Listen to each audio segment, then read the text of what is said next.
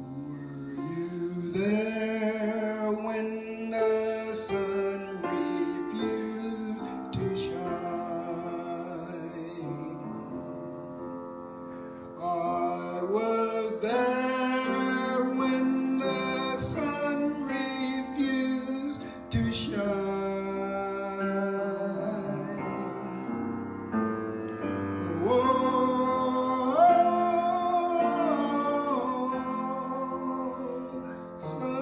Sometimes it causes me to tremble,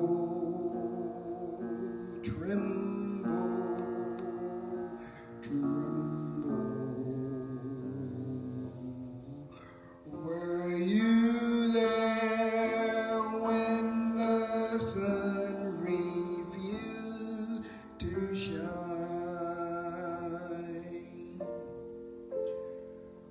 Were you there when they laid him in the tomb? I was there when they laid him in the tomb.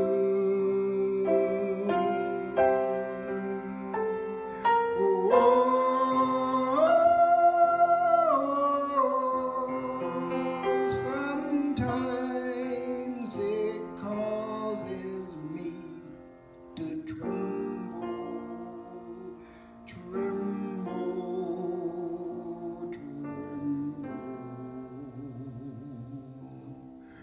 Were you there when they laid him in the tomb?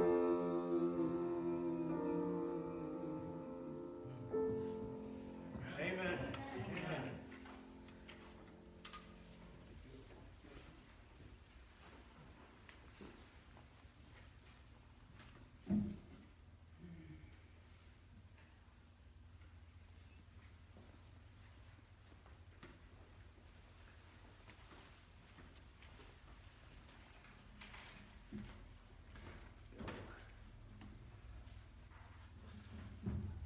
Well, did we have anyone curious enough last week to go look at Ezekiel chapter 34?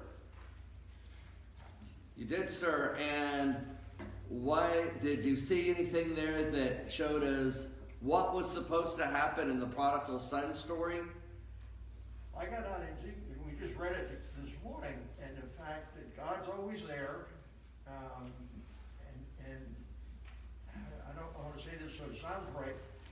If you go after the material things like the son did, and they become your idol and your whatever, your God, and ignore the needy, the people who need help, helping others, you need grace, I guess is what I'm saying.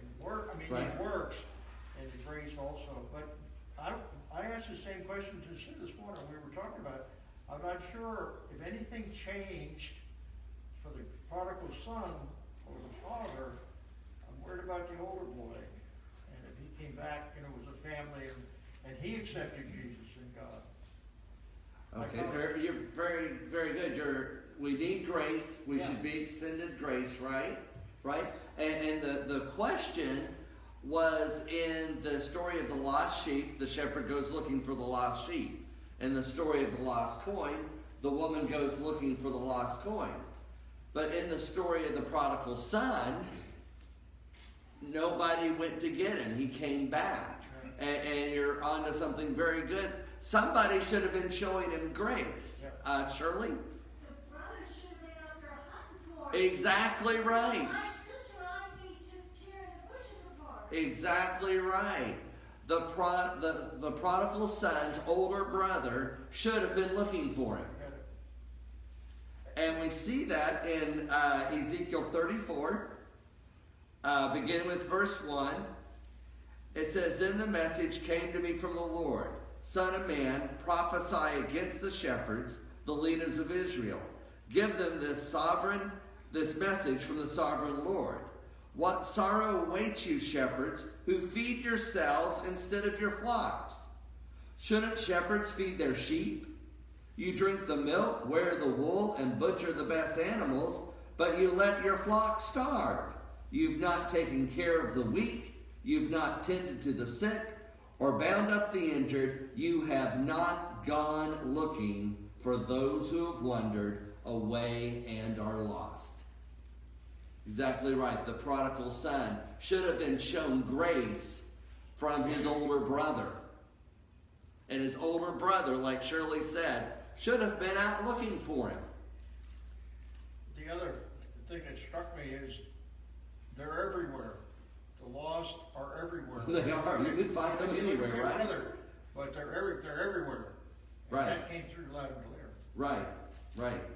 And we should be looking for them and giving them grace and bringing them back to Jesus. Absolutely. All right.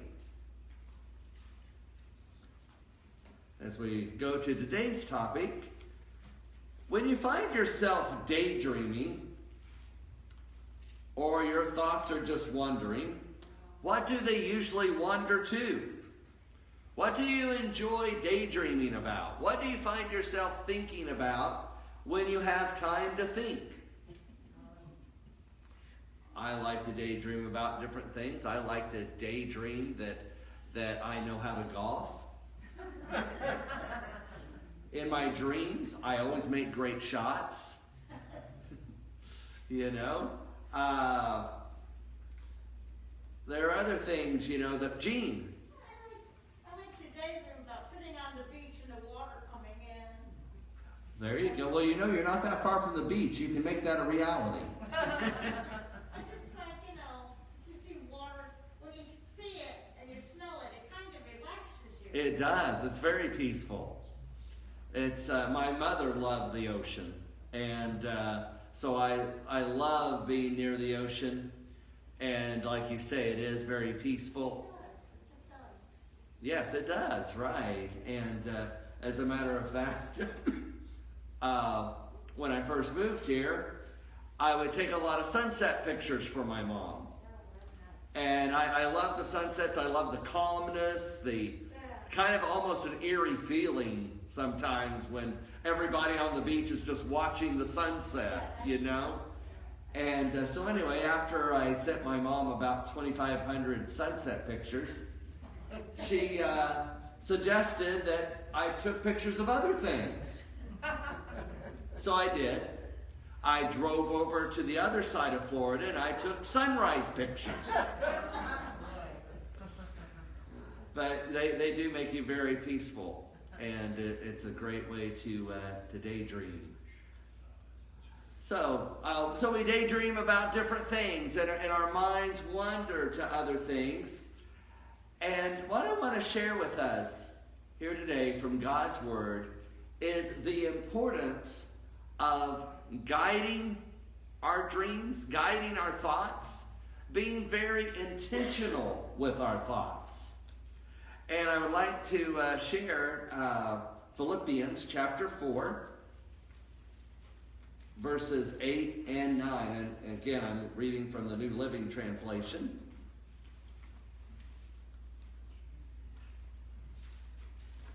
And in Philippians 4, verse 8, it says, "And now, dear brothers and sisters, one final thing. Fix your thoughts on what is true." Now, other versions will say meditate. And I guess meditate is pretty intentional as well. But to me, that fix your thoughts is very intentional. We're not just to be letting random thoughts build a nest in our mind. Now, there are some thoughts that come to us and we think, oh man, I can't believe that thought even crossed my mind. Well, as somebody said a long time ago, you can't keep a bird from flying over your head. But you can keep it from building a nest in your head. All right? So some thoughts come to us, and we just need to let that thought keep on flying by. And we need to fix our thoughts on things. Fix your thoughts. Don't just be thinking randomly, think intentionally. Fix your thoughts on what is true and honorable and right and pure and lovely and admirable. Think about things that are excellent and worthy of praise. And again, that thinking and fixing our thoughts on certain things, on things that are noble, lovely, right, good report, again, shows me the importance of being so intentional in our thoughts, because I've been on road trips. I'll take a cross-country trip to Oklahoma or Texas, and I'll be driving in my car for 2 days by myself, and I'm driving along, and I've got the radio on or something, or a tape or something, but I'll be just, for the longest time, just lost in my own thoughts for quite a while.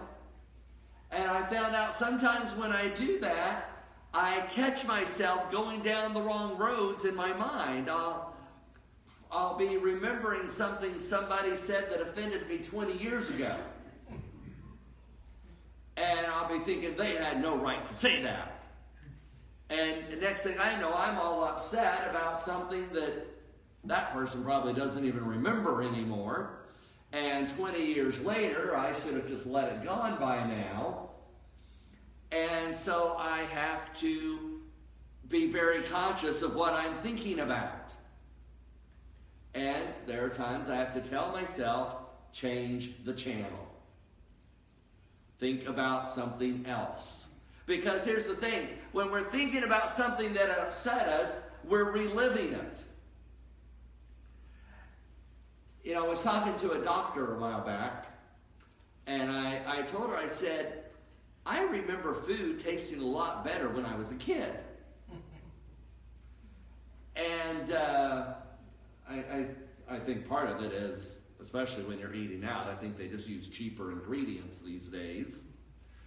But I explained that to her, and I thought, well, it's probably also as I get older, my taste buds are wearing out. And anyway, my doctor friend agreed with me, but then she also added, and our memories embellish how things tasted back then. And I thought, she's probably right. As we remember it being better than it really was.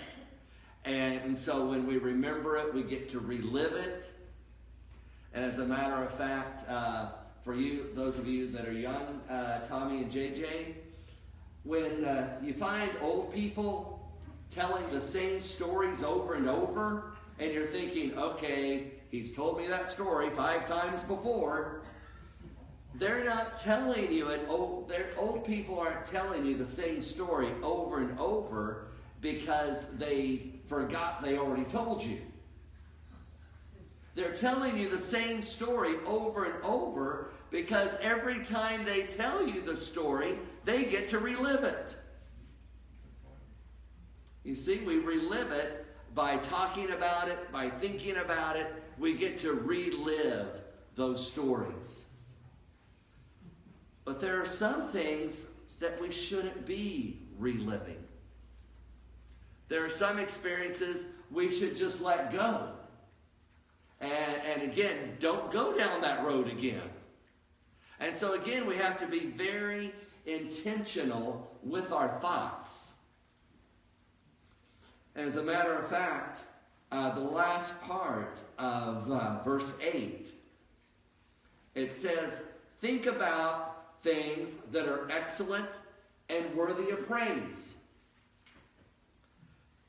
Keep putting in verse 9 now, keep putting into practice all that you learned and received from me, everything you heard me and saw me doing. Then the God of peace will be with you. So what we see here is a formula for having God's peace. I'm very glad to see some old friends step back in. Good to see you. Thank you. Yes. What we see here is that Paul tells us, think about things that are excellent and worthy of praise. Then, put it into practice. Keep putting into practice all that you've learned. See, those thoughts become our character.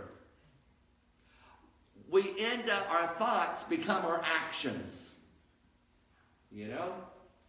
I'll be at, I remember years ago, I would be working at UPS early in the morning. About 3 o'clock in the morning, I would start craving a chocolate shake. And all morning while I'm loading those trucks, I'm thinking, man, a chocolate shake would taste good. And I'm thinking about that, right? Well, wouldn't you know it, later that day, I'm walking out of McDonald's with a chocolate shake. Why? Because our thoughts become our actions. And our actions become our habits, and our habits become our character. That is why it is so important that we are so intentional with our thoughts. And, you know, it works both ways. Some people think, well, when I'm talking negative or when I'm talking about depression and things like that, I'm just saying how I feel. But do you know that that while our words convey how we're feeling, our feelings also have a big influence on how we talk. And how we talk has a big influence on how we feel. So it works both ways. So if we start talking positive, we'll start thinking positive. And then that will help us to overcome. So, what Paul is saying here is put into practice. First, think about excellent things.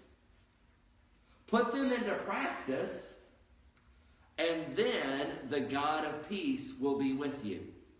You know what? When I'm driving down the road on those cross-country trips in the middle of nowhere, all by myself, lost in my thoughts, and all I'm thinking about is the terrible, dirty, rotten things people did to me a long time ago, I don't have God's peace. I don't have God's peace when I'm thinking like that. But when I change the channel and start thinking about positive things and start acting on positive thoughts, then I have God's peace. So that's why that's so important. Think about things that are excellent and worthy of praise. Keep putting into practice all that you've learned and received from me, everything you heard from me and saw me doing. Then the God of peace will be with you. And we want God's peace, right? Amen. We absolutely do. I want us to take a look in Numbers chapter 13, verses 33. And we're going to see how some negative thinking got the best of some of the Israelite spies. They were told to go into the land of Canaan. They had been promised that they would have that land. God promised them they would have it. But when they saw things, their thinking started changing. And so they come back after they spied out the land and they're giving a negative report. They're saying, those people, they're giants. We can't take that land, even though God promised it to us. They're bigger than we are. And in verse 33, they say something I find very interesting. We even saw giants there, the descendants of Anak. Next to them, we felt like grasshoppers, and that's what they thought too. Wait a minute. How do you know what they're thinking? Do we sometimes project our negative thoughts on other people and think, if I'm thinking this, I know that's what they're thinking? And we have no way to read their minds. The Israelites, they had no idea what those people were thinking. But they had already decided that those people thought they looked like grasshoppers. Once when I was substitute teaching in a certain class, through the course of the day, I found where one of the boys, this was in a lower grade classroom, had written something mean about his teacher, his regular teacher. So I asked him why he wrote that. And he said, oh, she doesn't like me. I said, well, what has she done that has let you know she doesn't like you? Well, I read slow, and she thinks I'm dumb. And I said, well, what has she said? She doesn't say anything. And I said, well, if she doesn't say anything, how do you know she thinks you're dumb? And he looks at me as seriously as can be and goes, she thinks it in her mind.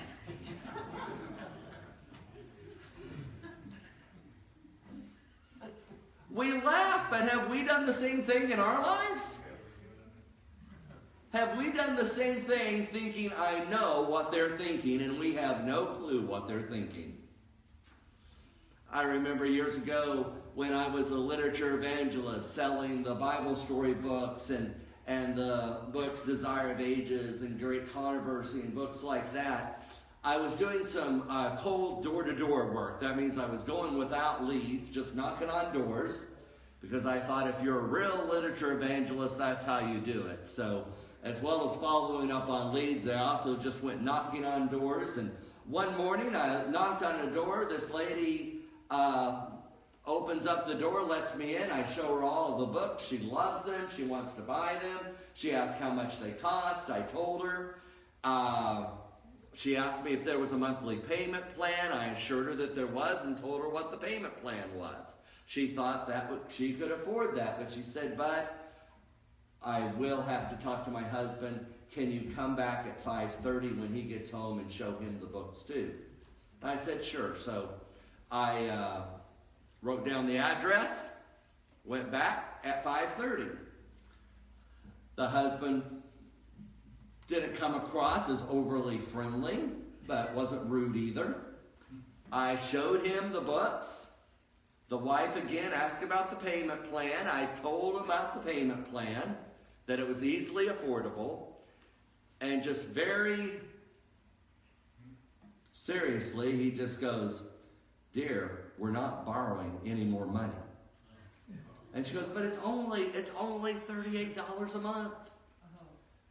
And he goes, we're not borrowing any money. We're not using credit again. And I'm thinking to myself, I knew it. This guy doesn't like me. This guy doesn't want these books. I could tell it when I came in. He wasn't being overly friendly. And now he's just going to ruin everything. And they kept squabbling back and forth about the payment plan. And I'm sitting there thinking, man, this guy just ruined it for me. Until he finally put his foot down and he said, we're not borrowing any more money. If you want these books, write out a check for the full amount right now. And I'm like, oh, you weren't against me at all. This is great, a cash sale. You know? That was also, so that's just one experience of where in my mind I was totally misreading somebody.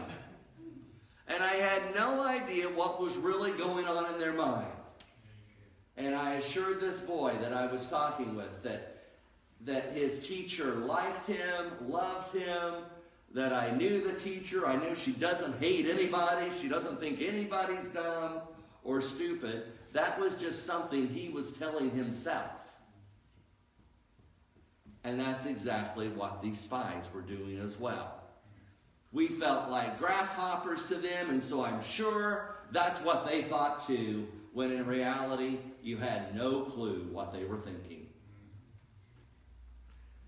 So that's something we have to be careful not to do. That's something I learned after I got that cash sale, was don't think that you know what other people are thinking. And, that's just a crazy game. And, sometimes we wonder what people are thinking about us. A while back, I was talking to a friend about this, and he told me about a book. And he said, you don't need to read the book. Everything you need to know is in the title of the book. All you need to know is the title. He said, and the title of the book is, What You Think About Me Is None of My Business. And I thought, wow, that is so true.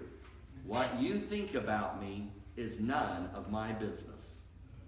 And you can have a lot more peace in life if you just live your life that way. And just do what you know is right between you and God, and don't worry about what others are thinking. I want us to go here to Joshua chapter 1. And when I was in Philippians 4, 8, and 9, I thought of Joshua 1, 1 through 9 here, because that principle of think on excellent things, put it into practice, then God's peace will be with you. I noticed that some of those same ideas are in Joshua chapter 1, verses 1 through 9. And so let's take a look at that. It says, after the death of Moses, the Lord's servant, the Lord spoke to Joshua, son of Nun, Moses' assistant. He said, Moses, my servant, is dead. Therefore, the time has come for you to lead these people, the Israelites, across the Jordan River into the land I am giving them. Now, I just read something that just reminded me of something I wanted to mention earlier. Moses, my servant, is dead. Okay? Nowhere in the Bible does it talk about somebody dying and going straight to heaven. Now, we do read in Jude that there was a special resurrection, apparently later, for Moses. Okay? But nowhere in the Bible does it say that people die and go straight to heaven. Nowhere in the Bible does Jesus or Paul or anybody use the phrase, they went home to be with the Lord. All right? Nowhere. But yet there is a lie that has come from blending spiritualism with Christianity that teaches the immortality of the soul, while 1 Timothy 6 says only God is immortal. So why do so many people believe that you die and go straight to heaven? The reason why is because that lie has been repeated so many times, people believe it just because they hear it all the time. Not a shred of truth to it, no biblical backing for that idea whatsoever, but yet people hear it enough and tell themselves enough that they start believing it. Friend, I'm using that as an example because we can tell ourselves all sorts of crazy things, and if we tell ourselves that enough times, we'll start believing it. Again, why we need to be so intentional with our thoughts and not let our negative thoughts get the best of us. Because when we keep telling ourselves something, I sat there in that living room thinking, this guy doesn't like me, this guy is against me. And the more I kept thinking that, the more I believed it, even though there was not a shred of evidence of it. The boy in the classroom kept telling himself his teacher didn't like him, and he finally believed it.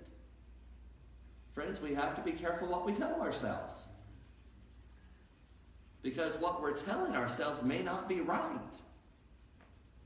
And yet, if we keep telling ourselves, we'll start believing it. That's why we need to have our mind in the Word of God. That's why we need to have our mind in the Scriptures, so we're meditating on truth. So we're thinking about truth. We're hearing truth, because what we keep hearing, we're going to believe eventually. And that's why it's important that we keep hearing and keep thinking the Word of God, which is truth. All right? So, God told Joshua there in verse 2, Moses, my servant, is dead. Therefore, the time has come for you to lead these people, the Israelites, across the Jordan River into the land I am giving them. I promise you what I promised Moses.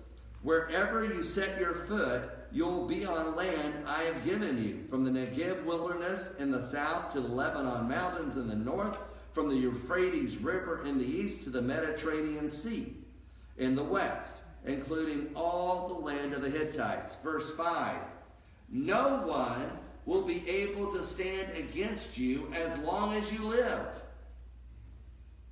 Okay, these are the words we need to be dwelling on. These are the words that we need to be feeding on. No one will be able to stand against you as long as you live. Instead of thinking, oh, they're giants, they think I'm a grasshopper. Those are not the thoughts we need to fill our mind with. We need to fill our mind with God's word. No one will be able to stand against you as long as you live. For I will be with you as I was with Moses. I will not fail you or abandon you. Be strong and courageous, for you are the one who will lead these people to possess all the land I swore to their ancestors I would give them. Be strong and very courageous. Wait a minute, God just said that. He said that at the beginning of verse 6. Now at verse 7, he's saying it again. Be strong and very courageous. Be careful to obey all the instructions Moses gave you. Do not deviate from them, turning either to the right or to the left. Then you will be successful in everything you do. Verse 8, study this book of instruction continually. Meditate on it day and night, so you'll be sure to obey everything written in it. Only then will you prosper and succeed in all you do. So in Philippians 4, 8, and 9, we saw, think about these things that are excellent and worthy of praise. Put them into practice, and then you will have God's peace, right? And right here we're finding the same thing. Meditate on this book of instruction. Be sure you obey everything written in it. Then you will prosper and succeed in all that you do. So here again we find the same principle. Fix your mind on excellent thoughts. Put them into practice. God's peace will be with you. And then in verse 9 it says, this is my command, be strong and courageous. He said it again. Why does God keep telling Joshua to be strong and courageous? He's told him 3 times in like the last minute. Because he wants Joshua to be very intentional in his thoughts. If he's not, his mind is going to run crazy like the other spies that are going to say, we're just grasshoppers to everybody else. Instead, he's to meditate on what God's word said. No one will be able to stand against you as long as you live. That is where our mind needs to be. This is my command. Be strong and courageous. Do not be afraid or discouraged, for the Lord your God is with you wherever you go. I want to close with a passage here in Psalm 19, verse 14.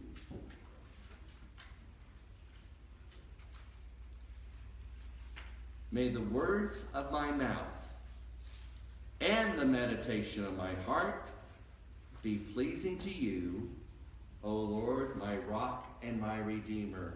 And here again, David is talking about the mind as well as what we're thinking and what we're saying.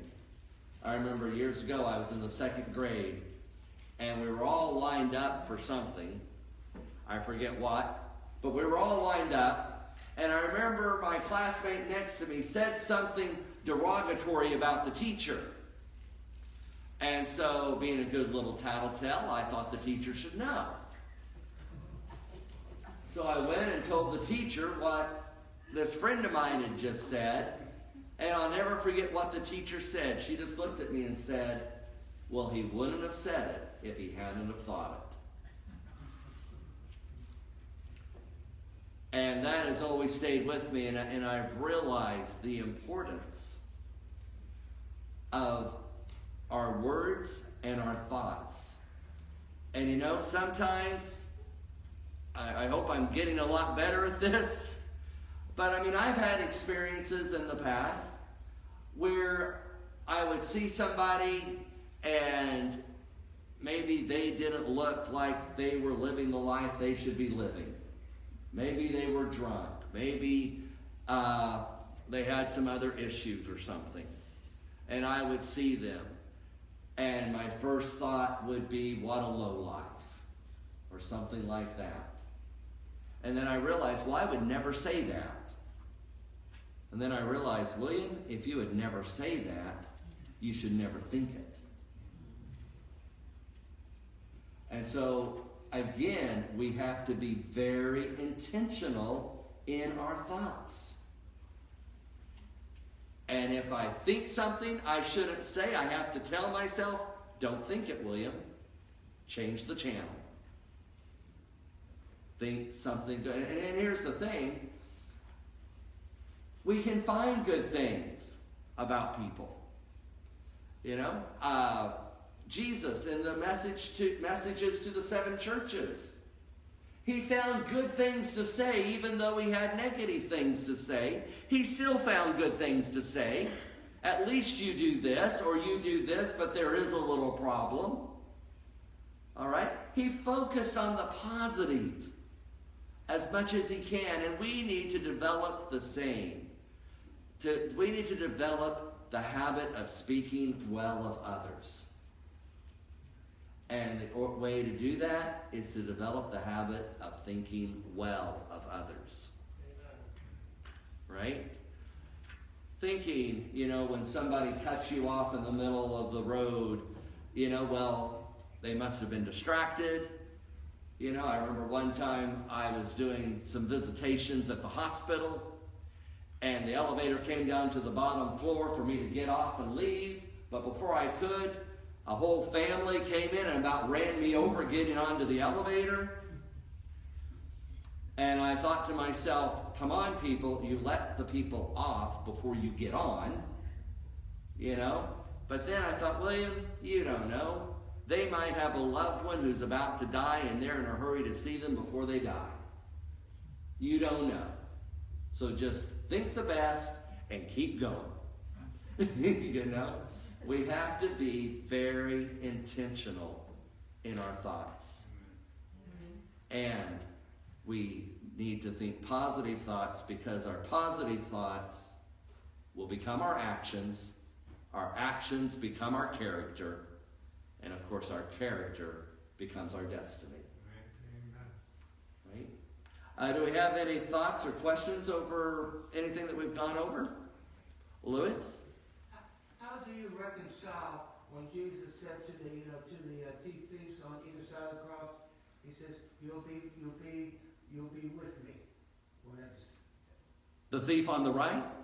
yes, Well, it's a thief on the right. Wait a minute, it doesn't say what side he was on. We always think the right, but the repentant thief. What do you mean reconcile it? because he says you're going to be within, with me where I go. Right. Well, he was promising that he would be with him in paradise. But not that day. No. Oh, so you're talking about the okay, so we're going back to the state of the dead. Then, okay, all right. So when Jesus said, and that's a very good question. I'm glad you brought that up. Remember, when the Bible was written, there was no punctuation. So when people translated the Bible, they added the punctuation. Okay? What Jesus actually says is, I promise you today, you will be with me in paradise. Okay? But man simply put the comma in the wrong place because, again, they'd been hearing that lie during the Dark Ages for so long that when they were translating the Bible, and again, the Bible's inspired, but the inspired Bible has, the inspired manuscripts have no punctuation. So the punctuation is put in by men who can make mistakes. And they simply put the period in the wrong place. The comma, thank you. They simply put the comma in the wrong place to where they make it look like Jesus says, I promise you, today you'll be with me in paradise. But what he actually meant was, I promise you today, you will be with me in paradise. Okay? Punctuation is so important. A while back, I was subbing at school again, and during lunch, some of the kids were playing around. And so joking with them, I said, come on, we're eating, people. And as soon as I said that, and I told them, I said, we're eating, comma, people. Okay? Not we're eating people. All right? So again, the punctuation is so important. Otherwise it'd be a Hannibal. I'm sorry? Otherwise it would have been a Hannibal. Oh, right. Good question. Thank you for sharing that. Ed? Yeah, this is a pretty important sermon that you're giving today. I know I read Ellen White said that our thoughts and feelings make up our moral character, and that's the only thing you're going to be bringing to heaven with you. Right. And second of all, the Bible says, from the heart the mouth speaketh abundantly.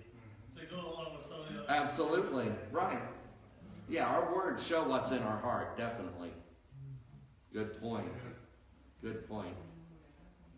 Any other thoughts, comments, or questions? All right. Shirley, what is our closing hymn? How about 195? Gino, can we do 195 instead? He says yes. Showers of blessing. Okay. What's the number? 195.